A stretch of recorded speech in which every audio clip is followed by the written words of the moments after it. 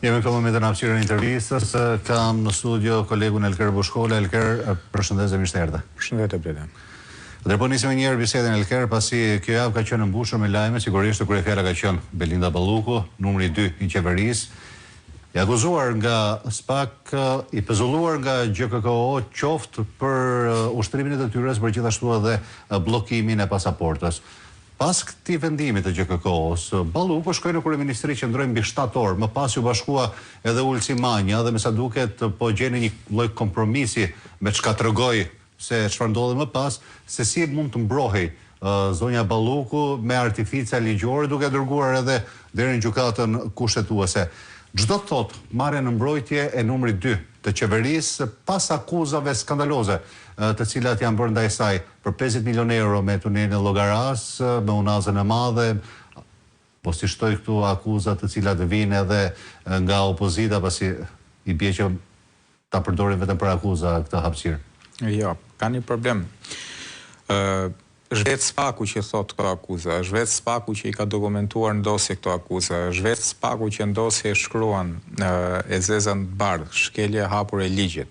Qarta si kemi të bëjmë me funksionimin e PPP-ve. Më saktë SPAK edhe këtë herë ekspozoi atë se çfarë ndodh me PPP-t në Shqipëri, me mënyrën se si paraqektohen tendera, dhe thjesht më kujtu kryeministri Edi Rama, i cili kishte një dilemë të madhe, është faji njeriut apo i sistemi, dhe këtu qartazi ne jemi përballë një sistemi korruptiv që është i ngritur, por pyetja është që shtrohet kush e ushqen këtë sistem edhe kush e mbron këtë sistem.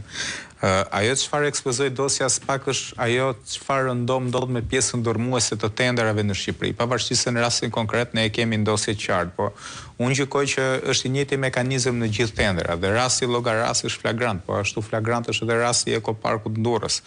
Madje nëse ndalemi në përqindje shifrash, rasti Ekoparkut për shembull është edhe më skandal, pasi një tender i kërkuar direkt nga kryeministri Edi Rama me vlerë 19 milion euro përfitohet nga 2 kompani me lidhje me studio arkitekturore që lidhen nga ana tjetër me pjesëtar të familjes zotit Rama, ndërkohë që punimet kryhen nga një kompani tjetër dhe punimet shkojnë në vlerën e 16.5 milion eurove, ndërkohë që kërkush nuk jep shpjegime se ku shkuan 12.5 milion euro. I njëjti skenar është edhe me tunelin e Llogaras, i njëjti skenar është edhe me segmentin e Unazës, dhe ajo çfarë të bën përshtypje në gjithë historinë është edhe narrativa që ti shikon në mediat pranë qeverisë. Para se shkojmë te narrativa. Jo, se narrativa është shumë e rëndësishme, se këtë problemi është që këtu nuk po shkohet te koka, Bledi, kush është koka dhe kush është njeriu që e dikton këtë mënyrë se çfarë po ndodh.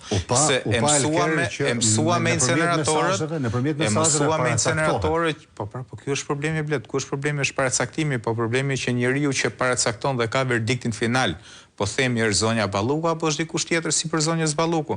Se qartazi në këtë situatë duket që kemi veprim në grup, pra nuk është veprim individual, as i kreut RSH-s, as i zotit Gjyli, as i zotit Elezi, as i antarëve të KVO-s, as i Belinda Ballukut. Problemi është që është mburg. Po pra, në këtë histori këtu në mungon kemi një ekuacion vetëm me një të panjohur. Problemi është që SPAK u bëhet disa ta herë që nuk po shkon te kjo e panjohura, që de facto është kryeministri i vendit Edi Rama, se unë e kam pamundur që dosjen e tunelit Llogaras ta shoh të shkëputur me mënyrën se si funksionoi për inceneratorët, me mënyrën se si operohet për lejet e ndërtimit.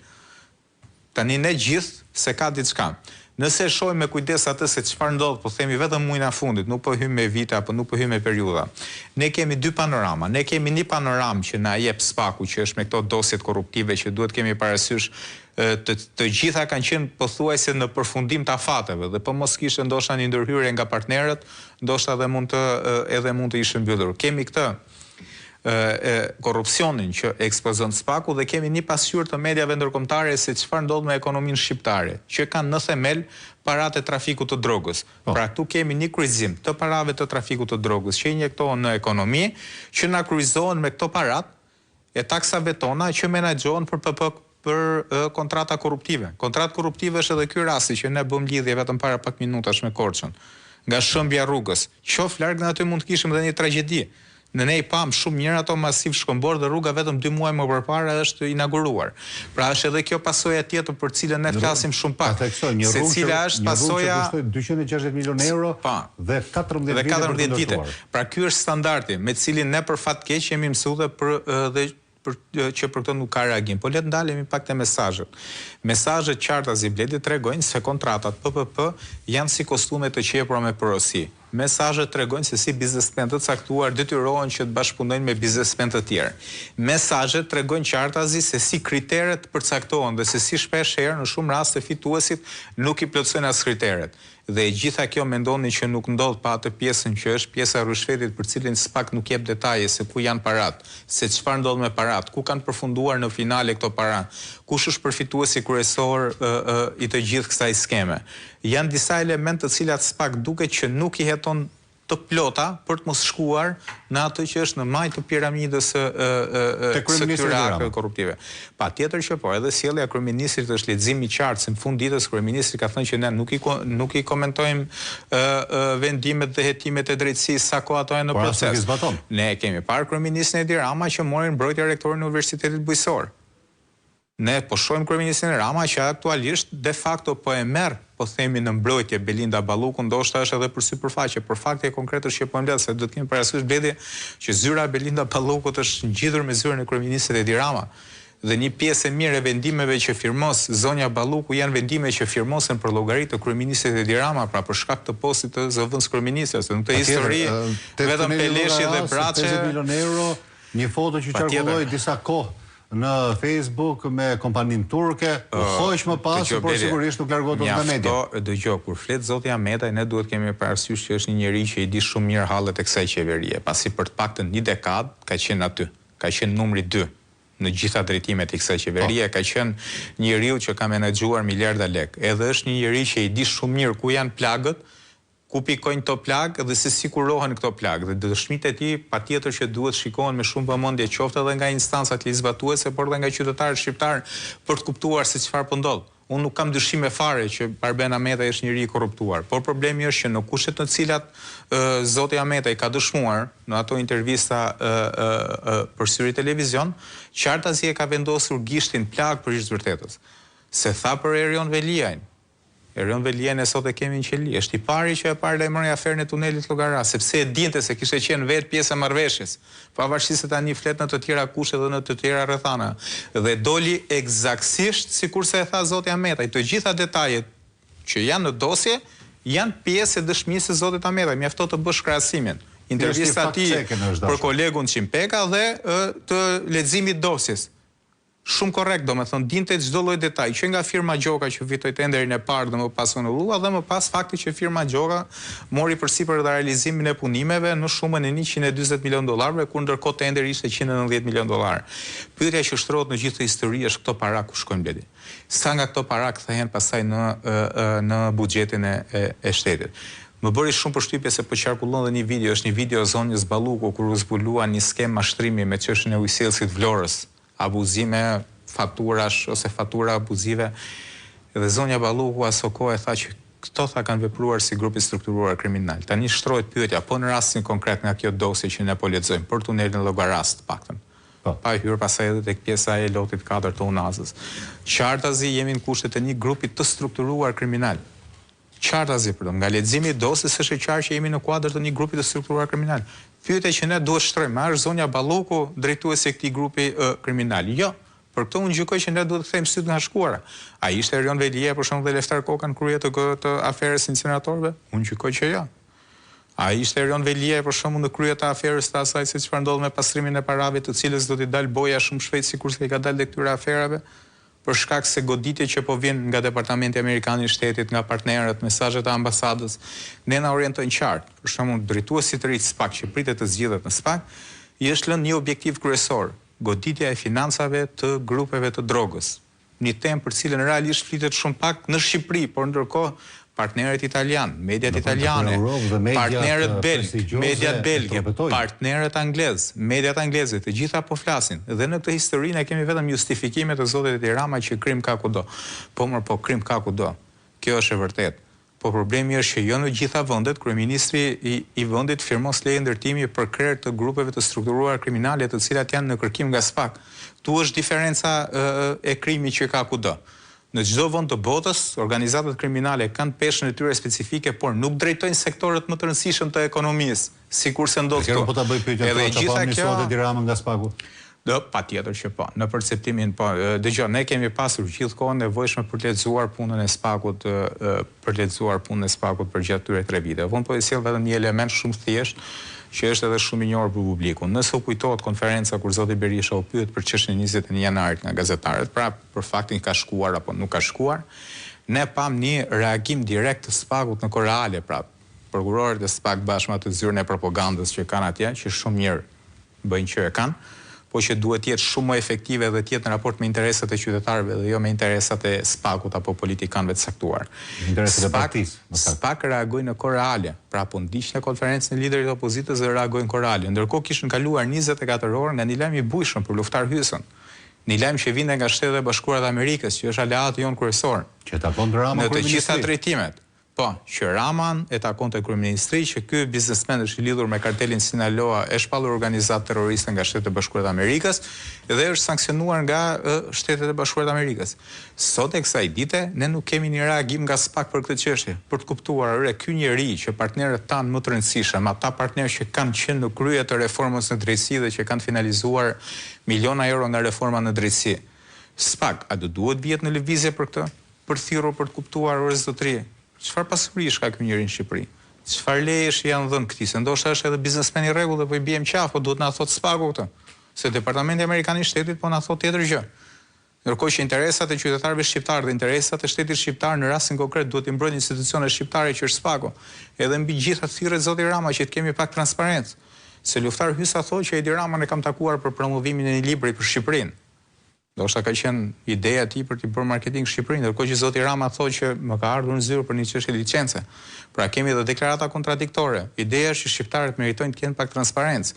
Për me Goni Galjen nuk patëm. Por atë dalemën që përfitet lart e poshtë që mund të kemi një ligj porositur për të për çështjen e kriptovalutave, nuk patëm transparencë. Për generalistin që del pronar tokash në Vlorë, ndërkohë që këtu në Shqipëri shprehej që operacionet aty kanabis janë një sukses në vete, kur ndërkohë shqiptarët vriteshin dhe sot e kësaj dite vijojnë të vriten, se është një ngjarje me të madhe me të cilën jemi marrë shumë pak, ku familjarët akuzojnë bashkëfshatar tyre për vrasjen e një familjarit tyre për shkak të parcelave të kanabisit dhe jo sikurse pretendon policia e shtetit që ka rënë nga një lartësi dhe ka humbur jetën aksidentalisht.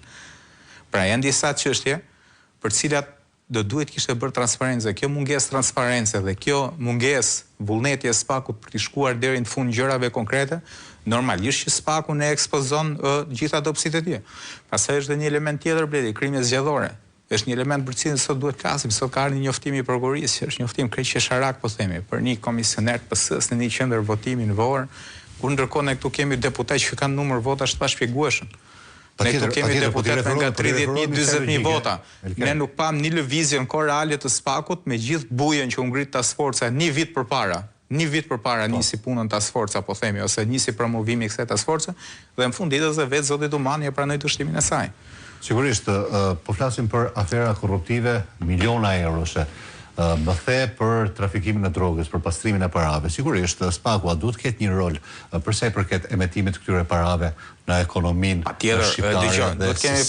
Dhe si duhet parandaluar kjo Elker? Mjafton një hetim i SPAK-ut apo duhet një vullnet qeveritar për ta bllokuar? Jo, ka një diçka. Që vullneti është tjetër i qeverisë. Jo, vullneti i qeverisë është tjetër dhe vullneti i qeverisë është denoncuar për vërtetës fakt nga vetë kreonikja i SPAK-ut. Do me thonë një ngushtuar nga presione që mund ketë nga Departamenti Amerikan i Shtetit, se mund besoj, duke parë lëvizjet që ndodhen pas ardhjes zotit Dumanit nga vizita, ndash janë disa gjëra që ne na orientoj të kuptojmë se për çfarë e kanë thërritur. Jo, për çfarë e kanë thërritur.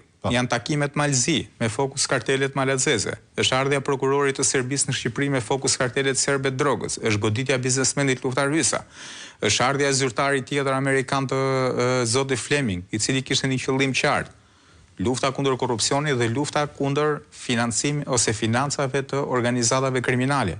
Pra janë disa gjëra që na kuptojnë se për çfarë është thirrur zoti Dumani atje. Organizata kriminale po të gjitha është akuzuar se përdoren nga Rama në fushat. Po dëgjoj bledi. Dëgjoj, fuqia e organizatave kriminale është paraja. Ajo çfarë shteti shqiptar deri tani u ka mundsuar këtyre organizatave kriminale është lehtësia për t'i pastruar këto para dhe për t'i futur në ekonomi. Pastaj kuptohet, me këto para janë bërë biznes, me këto para kuptohet që janë blerë edhe vota, se nuk besoj që qytetarët, po themi, në Durrës apo në Elbasani kanë dhënë votat me dëshirë për njerëz anonim. Arken Ballas. Po nuk është problemi Arken Ballas, se problemi është janë disa Arkend Ball, se nuk është problemi vetëm Arkend Balla, se ne në fakt merrim me Arkend Ballën, po ne duhet merrim me atë që fut Arkend Ballën në listë, se ne u morëm edhe me Jurgis Qyrbin, po kush e futi Jurgis Qyrbin në listë? Nuk hyri vetë Jurgis Qyrbja. Absolutisht jo. Pra ishte dhe Edi Rama në atë listë që vetë firmosi listën, se këtu ka një problem që ne merrim me Arkend Ballën dhe me Sara Milën dhe problemi është që jo duhet i vëmë emrin atij njeriu që ka krijuar këtë model. Që atë deputetin që mund të ketë 30 vite kontribut, po themi, Partinë Socialiste e zëvendëson me Sara Milën, e zëvendëson me Zëngjinet Çavushin, për shembull rasti konkret i Petro Koçit apo dikujt tjetër në qarkun e Fierit apo i Baftiar Zeqet, njerëz që kanë kontribute politike që zëvendësohen nga njerëz anonim. Dhe për shkak ne vim në këtë pikë këtu, kur jemi në këtë situatë që është realisht dramatike për vendin. E qartë. Po përse përket masave që duhen marrë nga ana e Spakut Elker, si duhet të reagojë Spaku? Po themi në një vend me eficiencë maksimale. Është pak e vështirë tani të flasësh, dëgjoj. Apo është pamundur në këtë moment të reagosh? Nëse ka një bilanc Spak, është një bilanc që lidhet në raport me luftën kundër krimit të organizuar dhe ne duhet ta themi që është një bilanc i ardhur nga përgjimet e Sky ECC. Pra nëse nuk do kishin qenë përgjimet e Sky ECC, ne dhe atë punë të Spaku që kemi deri tani për goditjen e disa grupeve kriminale nuk do ta kishim atë bilanc. As pasurive të sekuestruara, as ngjarjeve të zbardhura, as personave të shpallur në kërkim. Unë sot e kam të vështirë që për një dosje, për një organizatë të bujshme kriminale, të kemi një hetim direkt të nisur edhe të finalizuar deri në fund nga Spaku dhe nga GKK-ja. Edhe sa i përket aferave korruptive Bledi që janë cilësuar si gjakderdhe financiare, për hir të vërtetës hetime deri tani kanë lënë për të dëshiruar. Pse? Ilir Beqaj sot që flasim është në burg për çështjen e Spakut, pra për rreth 50.000 euro fonde, por ndërkohë nuk është për PPP-t korruptive në sistemin shëndetësor, që vetë janë ekspozuar si korruptive nga Spak. Për çështjen e inceneratorëve janë 450 milion euro dhe sot ne nuk kemi incenerator. Mbeturinat vijon të digjen në ato fushat e mbetjeve, ndërkohë që shqiptarët i paguajnë rregullisht inceneratorit. Sa i përket PPP-ve të rrugëve, mjafton shohim se çfarë po ndodh me rrugët. Rruga Arbrit po bën gati 12 vite që vijon. Ky aksi për cilën folëm pak më përpara, apo aksi Qukës Qafploq, apo aksi Korçë-Ersek, jemi sërish në të njëjtat kushte. E njëjta gjë me tunelin e Llogaras. Pra, pas çdo projekti madhor, kemi një mega aferë shumë të madhe korruptive, pra. Pas çdo emergjencë, na doli emergjenca për krizën energjetike, morëm tigrat.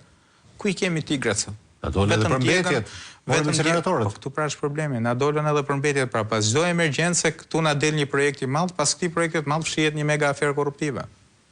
Elker, falenderoj që ishe me mua. Faleminderit. Ne do shkojmë në një hapësirë publicitare.